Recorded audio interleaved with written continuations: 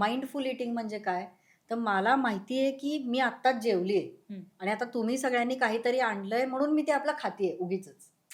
हं, की तुम्ही मित्रांमध्ये जाताय, तुम्ही पार्टीला जाताय किंवा हं, अजून काही असेल ऑफिसमध्ये काही आहे, काही आणलंय कोणीतरी हं, हं. आणि मी ते नाही, नाही म्हणू शकत आहे. मला माहिती आहे मी आत्ताच जेवली आहे. एका वडापावनी काय होणार आहे? हां, बरोबर. म्हणजे ही गोष्ट बरेचदा होते. होते, राइट. होते, की मी हं, जेवून आले, घरातून सगळं केलेलं आहे, आत्ताच झालंय आणि माझ्या पोटात ॲक्चुअली भूक नाहीये. पण नाही कसं म्हणायचं? आणि मग ठीक आहे ना, एवढ्याशाने एका पिझ्झाच्या तुकड्याने काय होतंय? हं. असं केलं की ते खाल्लं जातं. बरोबर. तर धिस इज हे खायचं नाहीये. हे जेव्हा आपल्याला कळतं दॅट इज माइंडफुल ईटिंग, की माझं पोट भरलेलं आहे. हं, नाही हं. मी आत्ताच जेवून आले. आपण नाही म्हणू शकतो, राइट.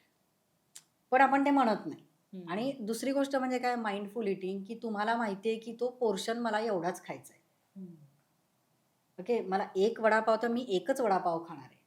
हे भले आपण 2 वडापाव तर आरामात खाऊ शकतो. बरोबर. बसलो एका जागी आणि छान असं मला खूप आवडलंय. हं. एखादा गोष्ट आपल्याला आवडली, एखादा पदार्थ आवडला, की आपण त्याचा पोर्शन कंट्रोल नाही बघत.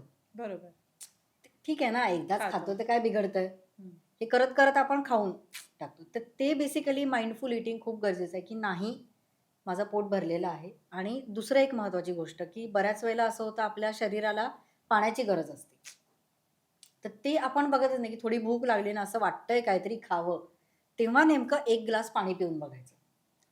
की ते अच्छा. क्रेव्हिंग जातं म्हणजे आपल्याला कळतं, की ही आपल्याला भूक लागलेली नव्हती. आपल्या बॉडीनी पाण्यासाठी सिग्नल दिलेला होता.